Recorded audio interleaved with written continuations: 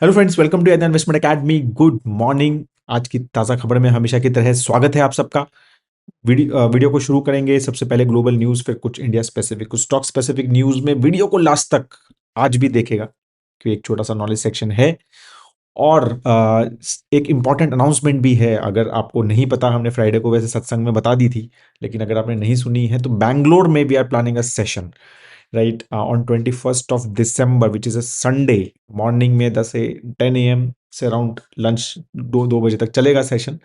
Right, topic will be around how to achieve financial freedom, how to achieve early retirement. वो सब चीज़ों के ऊपर थोड़ा डिस्कशन रहेगा, केस स्टडीज रहेंगी, टॉपिक्स काफ़ी इंटरेस्टिंग एंड काफ़ी सारी चीज़ें आपको सीखने को मिलेंगी।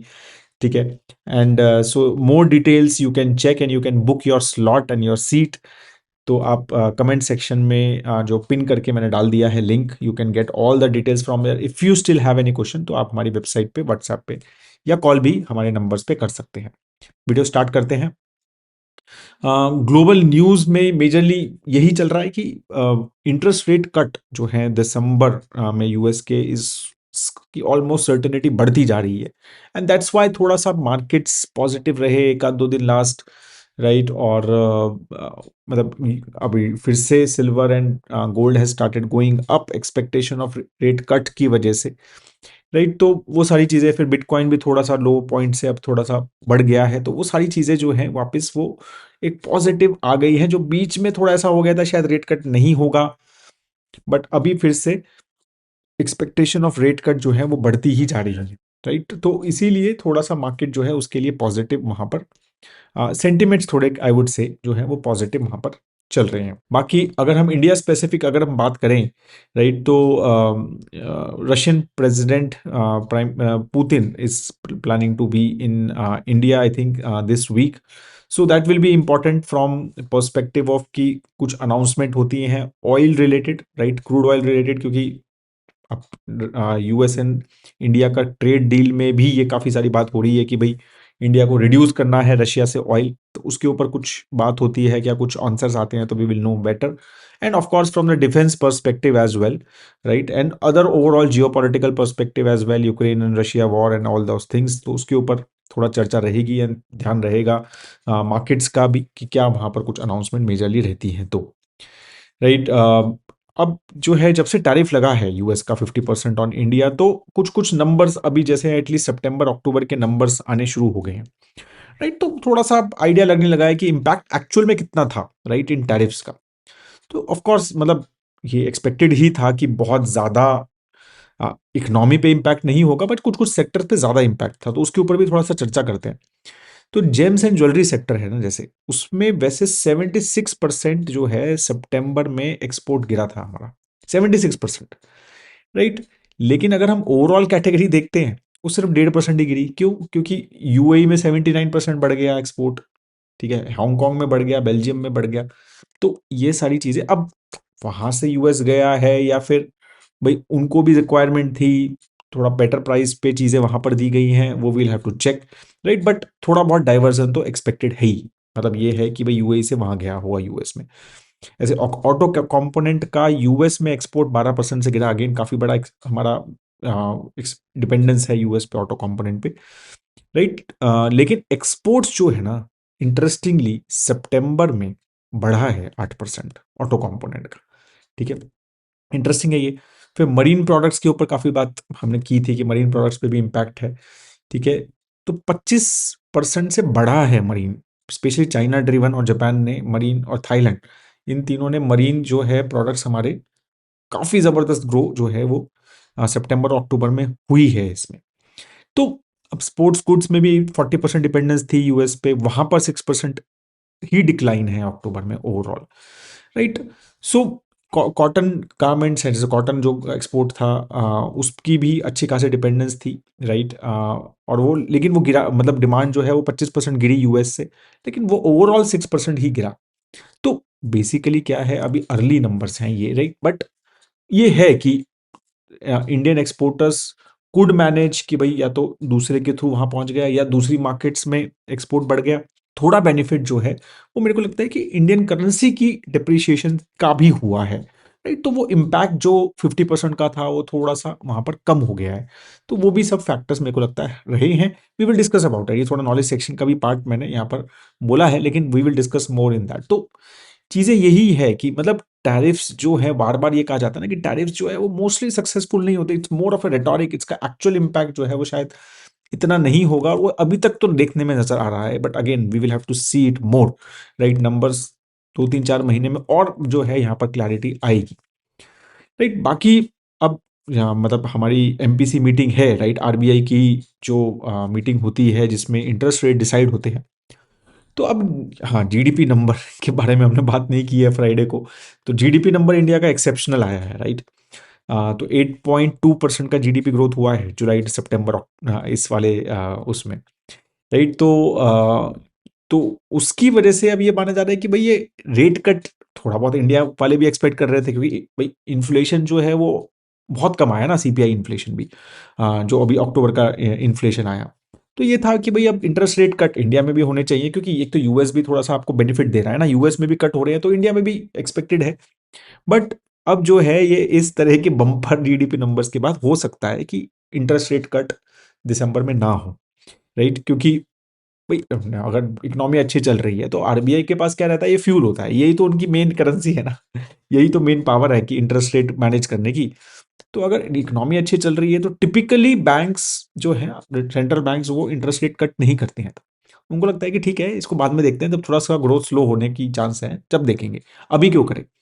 टिपिकली वो रहता है, बट लेट्स सी। बट वही एक्सपेक्टेशन है कि इंटरेस्ट रेट कट शो है दिसंबर में इंडिया का शायद नहीं होगा। अब जीडीपी नंबर की अगर हम और बात करें तो जीडीपी नंबर काफी फिनोमिनल रहा है, बट यस, नॉमिनल जीडीपी की बात बार बार हो रही है कि नॉमिनल जीडीपी इतना अच्छा नहीं आया। ठीक है, तो 8.7 8 क्योंकि इन्फ्लेशन नंबर बहुत कम आ रहा है, राइट? कंसिस्टेंटली इन्फ्लेशन बहुत कम आ रहे हैं नंबर इन्फ्लेशन के। ऑफ कोर्स मॉनसून भी अच्छा रहा, तो मतलब जो फूड इन्फ्लेशन काफी बड़ा एक फैक्टर है इन्फ्लेशन में, तो वो इतना बड़ा नहीं था, राइट? तो वो एक फैक्टर तो रहा ही है, राइट? ओवरऑल फिर एक बेस इफेक्ट भी है, लास्ट ईयर थोड़ा इन्फ्लेशन ज्यादा था तो उसका हायर बेस था, तो वो भी एक इफेक्ट रहता है इन सब चीजों में। तो ये सारी चीजों के चक्कर में क्या है, इन्फ्लेशन काफी कंट्रोल में लगता है अभी, और उसका इम्पैक्ट जो है वो नॉमिनल पे होना ही है। नॉमिनल क्या चीज है, रियल जीडीपी प्लस इन्फ्लेशन ही तो है। अब इन्फ्लेशन ही कम है तो फिर रियल जीडीपी ही दिखेगी आपको। ठीक है, तो इसीलिए बट इक्विटी मार्केट्स जो है वो डायरेक्टली प्रोपोर्शनल किसके होती है, वो नॉमिनल जीडीपी की होती है, राइट? तो वो थोड़ा सा एक रहेगा कि भाई नॉमिनल जीडीपी तो 9% से ही बढ़ रही है ना, वो तो डबल डिजिट बढ़ रही थी पहले जब इन्फ्लेशन थोड़ा ज्यादा था। But I think inflation will come back, we are a very young economy, one young geography, मतलब डेमोग्राफी। तो एक्सपेक्टेड है कि हम जो है कंजम्पशन बढ़ाते रहेंगे अपनी, ठीक है, और सप्लाई उस टाइम से नहीं करेंगी, और चीजें जो है आगे मतलब नॉमिनली भी बढ़नी चाहिए, मतलब 10% प्लस तो होना ही चाहिए। बट ये भी चीजें समझनी है कि जैसे पहले इन्फ्लेशन नंबर्स थे इंडिया के 10 15 साल पहले, वो शायद अब नहीं रहेंगे, राइट? तो नॉमिनल जीडीपी एक्सपेक्टेड कि भाई ये 13 14% बढ़े, ठीक है, तो वो मेरे को लगता है कि आई डाउट कि वो मतलब इन्फ्लेशन जो है वो थोड़ा कंट्रोल में रहने की उम्मीद है, क्योंकि बेस इफेक्ट बढ़ गया है, कंट्री जो है बड़ा हो गया है पहले से इकोनॉमी वाइज, राइट? तो ये सारी चीजें भी हैं। अब जीडीपी का नंबर बताएं तो सर्विस सेक्टर तो मेन था, 10% बढ़ा, मैन्युफैक्चरिंग भी जबरदस्त 9% बढ़ा है, कंस्ट्रक्शन 7% बढ़ा, एग्रीकल्चर एक खास 3.5% ही बढ़ा, राइट? तो ये सब नंबर्स की वजह से क्या है कि काफी एक अच्छा ओवरऑल नंबर आया, which is very very heartening and very good for the economy. अगर इस तरह के नंबर्स 8% प्लस अगर हम आगे ग्रो करते रहते हैं, राइट, तो दैट विल बी जो मतलब एक फोकस है कि 2047 तक, राइट, एक डेवलप्ड इकोनॉमी होना है, तो उसके लिए इस तरह के नंबर्स कंसिस्टेंटली करने बहुत जरूरी है, राइट? बाकी जैसे गवर्नमेंट का फिजिकल डेफिसिट के नंबर्स भी आ रहे हैं, तो जो बजट एस्टिमेट थे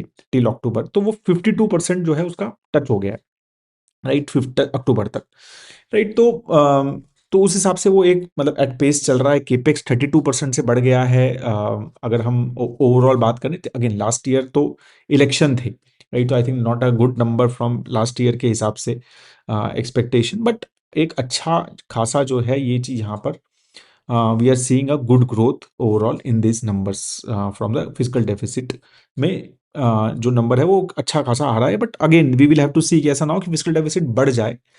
अभी तक तो एक्सपेक्टेड नहीं है, गवर्नमेंट भी यही बोल रही है कि नहीं भाई, फिजिकल डेफिसिट के टारगेट्स हम मीट करेंगे।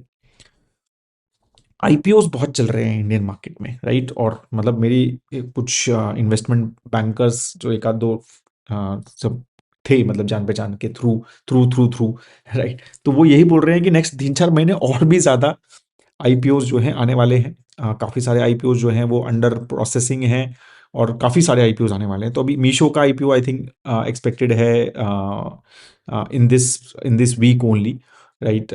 तो वो काफ़ी बड़ा एक आईपीओ, 5,000 करोड़ प्लस का आईपीओ आने वाला है, राइट। ओवरऑल एक्सपेक्टेड है कि ये जो ईयर है, राइट, 2025, राइट, यहाँ पे फंड रेजिंग जो है वो 2024 से भी ज़्यादा बड़ी रहेगी, राइट। तो ये बड़ा मतलब ऐसा, क्योंकि 2024 एक बम्पर आईपीओ का ईयर था, 2025 एक्सपेक्टेड है कि उससे भी ज़्यादा मनी रेज जो है वो एक्सपेक्टेड है कि 2025 में होगा, राइट। तो that is the expectation overall market has. तो आईपीओज जो हैं बहुत सारे आ रहे हैं, मार्केट बढ़ रहा है। आईपीओज आने का मतलब ये भी है, आईपीओज से हमेशा नेगेटिव मत सोचा करो कि आईपीओज आ रहे हैं, पैसा डाल रहे हैं हमारे ऊपर और एग्जिट ले रहे हैं।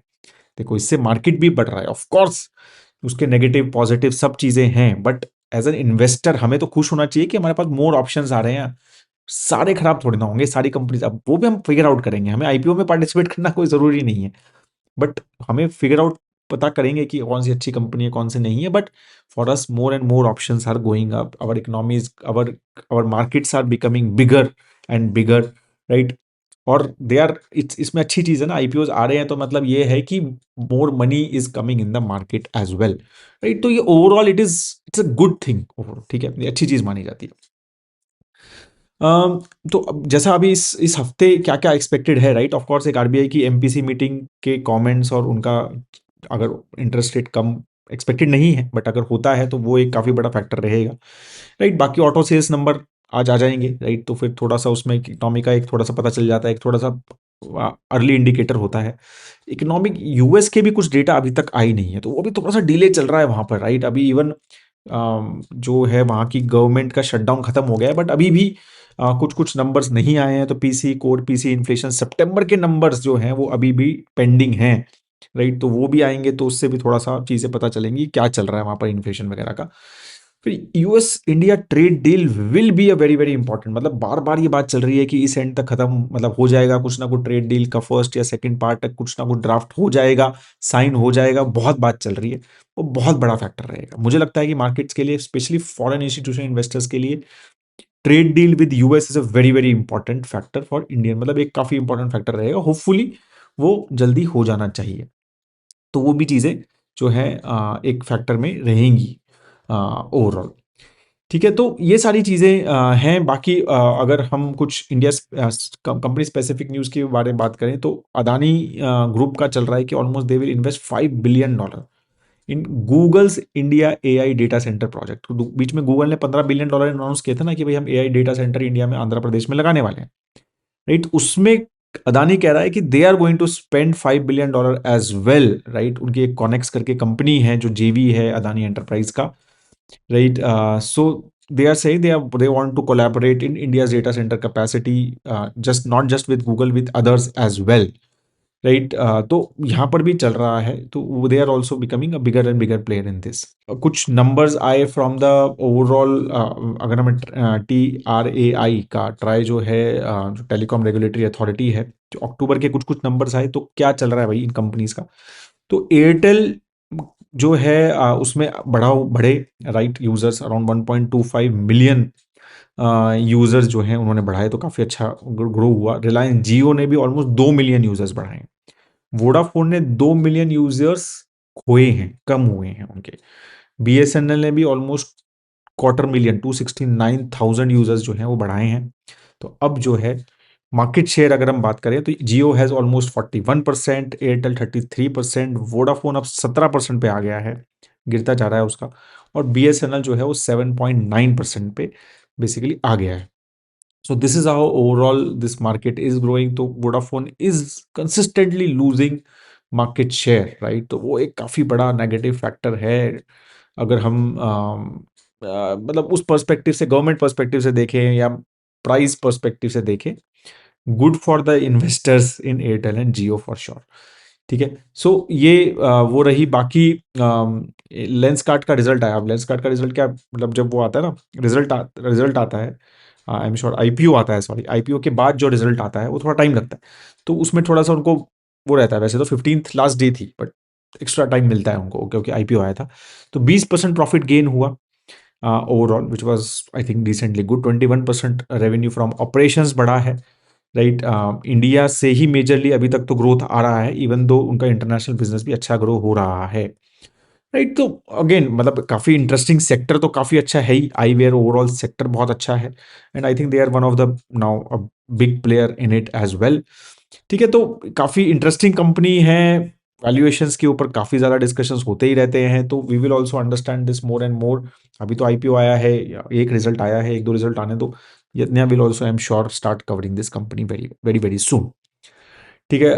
टाटा टेक ने अपना 75 मिलियन यूरोस का एसटेक करके कंपनी है, उसका एक्विजिशन कंप्लीट कर लिया है। जर्मनी की कंपनी है, राइट। 300 प्लस जर्मन इंजीनियर्स हैं जो ADAS connected platform system engineering soft embedded software वगैरह में काम करते हैं, राइट।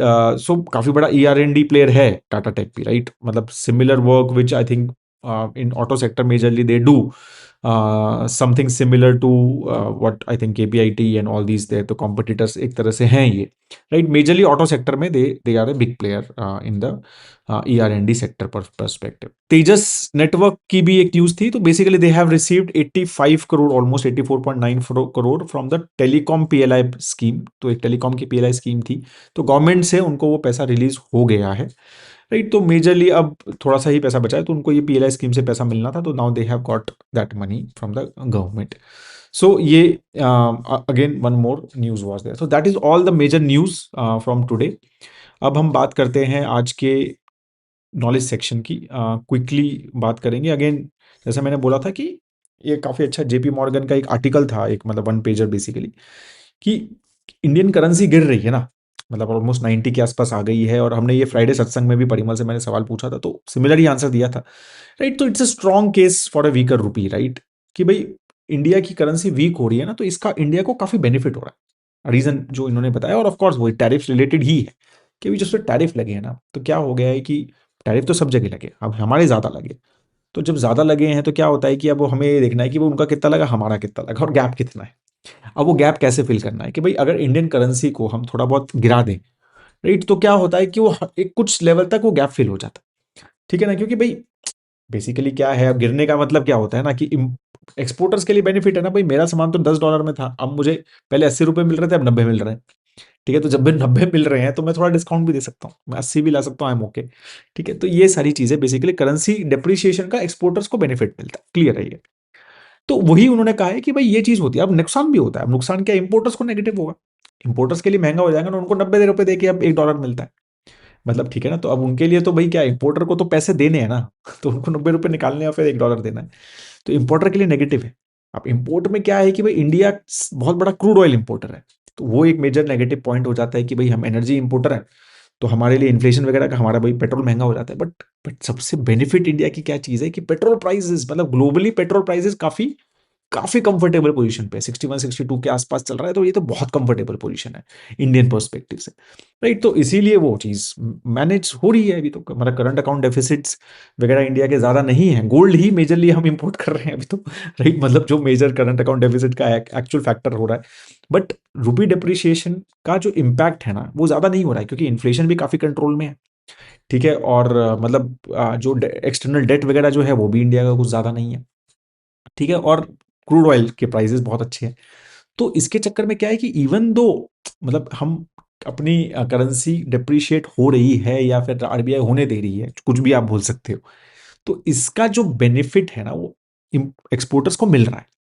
और वो नंबर्स हमने शुरू में देखे ना, कि ये जो फैक्टर मिला ना हमें, कि थोड़ा सा मतलब जितना एक्सपेक्टेड था कि एक्सपोर्ट में हिट होगा उतना नहीं हुआ, तो ये थोड़ा गवर्नमेंट ने भाई थोड़ा बेनिफिट भी दिया है। हाँ देखो भाई, अलग अलग तरह की स्कीम्स भी निकाली हैं कि भाई तुम्हें लोन देंगे, तुम्हें ये देंगे, तुम्हें कुछ कुछ वो भी दिया है, प्लस करेंसी डेप्रिशिएशन से भी कुछ वो बेनिफिट्स वहां पर दे दिया है, majorly because of all these things, right. As a said, current account deficit control में है, क्रूड ऑयल प्राइस कंट्रोल में है, तो ये सारे फैक्टर्स जो हैं, इसलिए एक काफी स्ट्रांग केस बन रहा है कि करेंसी रुपी डिप्रिशिएट हो, वीकर रहे, तो कोई दिक्कत अभी नहीं है, अभी नहीं है, राइट? तो that is why it is, हाँ, यूएस ट्रेड डील हो जाती है तो आई am sure things will be little different, ठीक है? एक बार एडवांटेज अगर वापस आ जाता है, और मतलब वो जो differentiation with Vietnam and other country जो हमारा है वो मैनेज हो जाता है, तो फिर then things will be hopefully, मतलब वो डिप्रिशिएशन जो हो रहा है, जिस लेवल पे हो रहा है, वो शायद ना हो, and it will be contained at certain level, ठीक है? तो वो फैक्टर्स रहेंगे, या फिर इन्फ्लेशन बढ़ जाए, या फिर मतलब ये सब क्रूड ऑयल प्राइसेस वगैरह बढ़ जाए, तो ये सारे फैक्टर्स से भी वो स्टेम करने की कोशिश फिर आरबीआई की रहेगी करेंसी डिप्रिशिएशन को। That is what. तो ये काफी इंटरेस्टिंग है। कोई बार क्या होता है कि हम अच्छे से नहीं समझा पाते, कोई अच्छा आर्टिकल में वो चीज़ ज़्यादा अच्छे से समझ आ जाती है, पॉइंट ज़्यादा अच्छे होते हैं, डेटा ज़्यादा अच्छा होता है। सो दैट्स आई थॉट कि भाई I will share that with you, क्योंकि ये काफ़ी लोगों के दिमाग में है कि करेंसी क्यों डिप्रिशिएट हो रही है, क्या नुकसान है, क्या फायदे हैं, right? So that is what I thought I will share. Thank you so much guys. अगर आपको वीडियो अच्छा लगे तो लाइक ज़रूर कीजिए, ठीक है? और अगर आप बैंगलोर में हैं तो please do check the link and do book the session, क्योंकि फिर लास्ट में वो सेशन में थोड़ा सा मारामारी हो जाती है कि सीट्स फुल हो जाती हैं, and then becomes little difficult for us to manage things. Thank you so much, have a great time है दोस्तों। जय हिंद।